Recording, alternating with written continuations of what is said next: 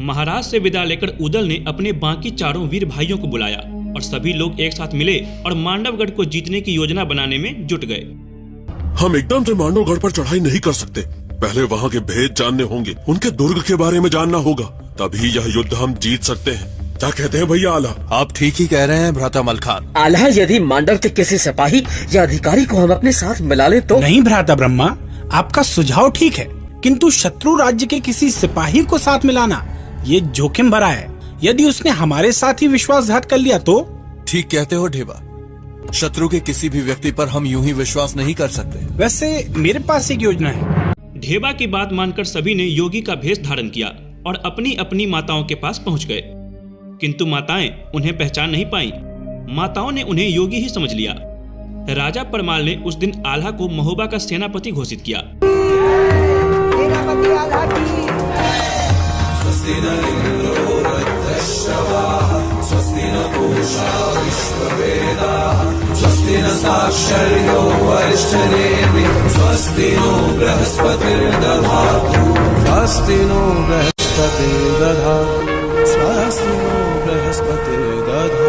राजा परमाल ने उसे किरलिया नाम का घोड़ा दिया, ब्रह्मा को हरनागर नाम का घोड़ा दिया, मनोरथ नाम का घोड़ा ढेबा को मिला, बेंदुला नामक घोड़ा उदल को और मलखान को कबूतरी नाम की घोड़ी दी। महोबा की सेना तैयार थी और मांडवगढ़ की ओर कूच कर गई। नगारों दुदंभियों से आकाश गूंज उठा।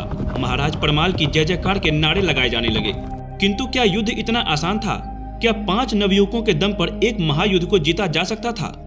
मांडवगढ़ की ओर कूच करने के कई दिनों बाद महोबा की सेना ने मांडवगढ़ राज्य की सीमा के पास ही बबूरी वन यानी बबूल के जंगल में पड़ाव डाल दिया। सेना की बागडोर राजकुमार ब्रह्मा के हाथों में सौंपी गई। आल्हा, उदल, मलखान और ढेबा योगियों के भेष में मांडव राज्य की सीमा में दाखिल हो गए और योगी होने के नाते उन्हें किसी ने रोका भी नहीं। कुछ ही देर बाद वे मांडवगढ़ किले के मूल द्वार पर पहुंच गए, किंतु द्वारपाल ने उन्हें रोक लिया। ठहरिए। अलख निरंजन, कहो वत्स, क्या समस्या है? आप लोग कहाँ से आ रहे हैं? सुदूर हिमालय से। इतनी दूर से? कोई विशेष काम? वत्स, हम सन्यासी हैं, हिमालय से चले हैं दक्षिण के हिंदू सागर तक। रास्ते में तुम्हारा ये नगर आ गया, इसलिए हमने सोचा कि इस नगर की सेवा ग्रहण कर लें। सुना है यहाँ के राजा बड़े दयालु हैं। सो तो ठीक है, लेकिन यहाँ ठहरेंगे कितने दिन? अगर सन्यासी को ये पता होता कि वो कितने दिन ठहरने वाला है तो फिर वो सन्यासी ही क्यों होता? मन हुआ तो सालों, वरना एक क्षण। मगर वत्स, तुम्हें कोई असुविधा हो तो हम आगे की ओर चले जाएंगे। नहीं नहीं, ऐसी बात नहीं, लेकिन पूछना मेरा काम है। आप बुरा मत मानिए, मांडवगढ़ में आप सभी का स्वागत है। अंदर से अनुमति मिलने के बाद द्वारपाल उन चारों योगियों को अंदर ले गया। अंदर पैर रखते ही उदल की दृष्टि पट वृक्ष पर पड़ी। पट वृक्ष की सबसे ऊंची डाल पर 2 स्त्री टंगे थे, दक्षराज और वत्सराज की। ये देखकर उदल अपने आप को रोक नहीं पाए और शायद द्वारपाल उदल के मानसिक उद्वेग को पहचान गया। अरे छोटे बाबा जी, पेड़ पे टंगी उन खोपड़ियों को क्या देख रहे हैं? इस नगर में और भी सुंदर चीजें हैं, उन्हें देखिए, उनका आनंद लीजिए। अब तुम हमें सिखाओगे कि क्या देखना है? आल्हा ने हालात को संभालते हुए कहा, स्वामी उदयानंद, आप सन्यासी हैं, किंतु पेड़ पर 2 शीश देखकर उद्विग्न हो गए। सन्यासी को किसी घटना से विचलित होना शोभा नहीं देता। एक सन्यासी के लिए मृत्यु अंतिम सत्य नहीं होता। क्षमा करें गुरुदेव, भावना की ज्वार को रोक नहीं पाया, किंतु इतना विभत्स कृत्य कौन कर सकता है? अरे स्वामी जी, हमें इन सब से क्या लेना? आप पधारे हमारी नगरी में। योगी आगे बढ़ गए।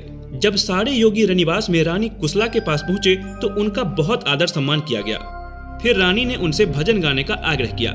आल्हा ने अपनी डफली निकाली, मलखान ने मृदंग और ढेबा ने बांसुरी और उदल अपने मीठे स्वर में गाने लगे और उन्होंने वहां पर समा बांध दिया।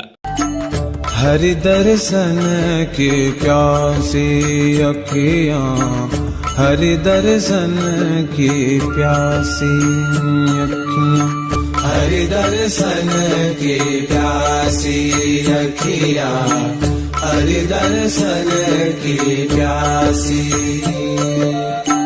देखो चाहत कमल नयन को, निस दिन रहत उदासी अखियां,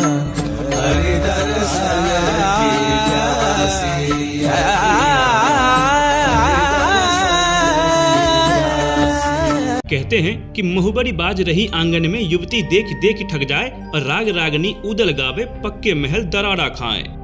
वाह, ऐसे दिव्य संगीत को सुनकर रानी मुग्ध हो गई। उन्होंने मोतियों से भरी थाली योगियों को भेंट कर दी।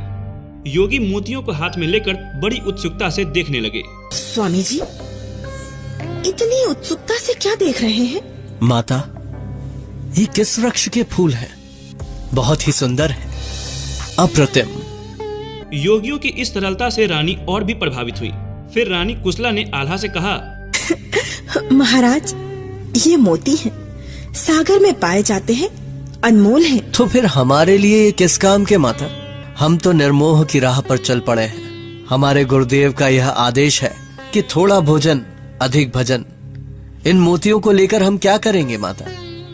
इन्हें आप ही रख लें। महाराज, यहाँ हमारे महल में प्रायः योगी महात्मा और संत आते हैं, लेकिन अहोभाग्य हमारे कि आप लोग यहाँ पधारे और ऐसा प्रतीत हुआ कि सच्चे योगियों के दर्शन हो गए हैं। तो महाराज, निसंकोच आप हमें बताएं कि हम आपकी और क्या सेवा कर सकते हैं।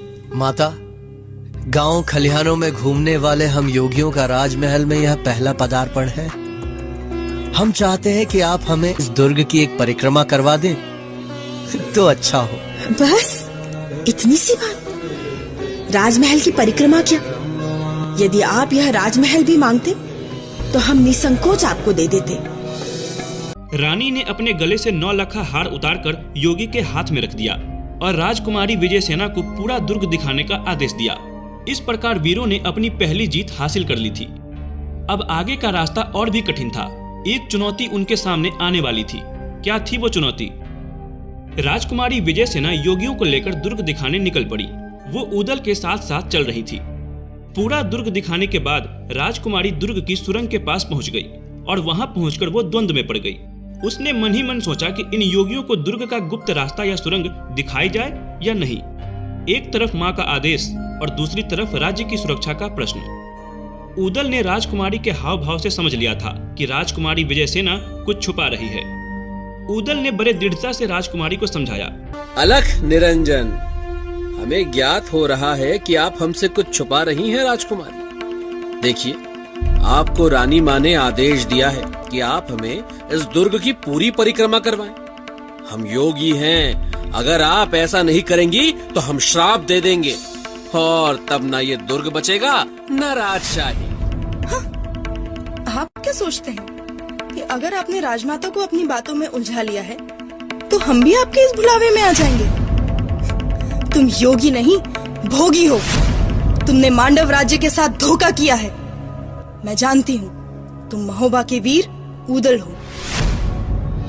विजयसेना की बात सुनकर सभी के पैरों तले जमीन खिसक गई। राजकुमारी ने उदल को पहचान लिया था, मगर कैसे, ये किसी को भी समझ नहीं आ रहा था। क्या ये वीर अपने उद्देश्य में सफल हो पाए? जानने के लिए इस वीडियो का अगला पार्ट जरूर देखें। हम जल्द ही आपके लिए अगला पार्ट लेकर आएंगे।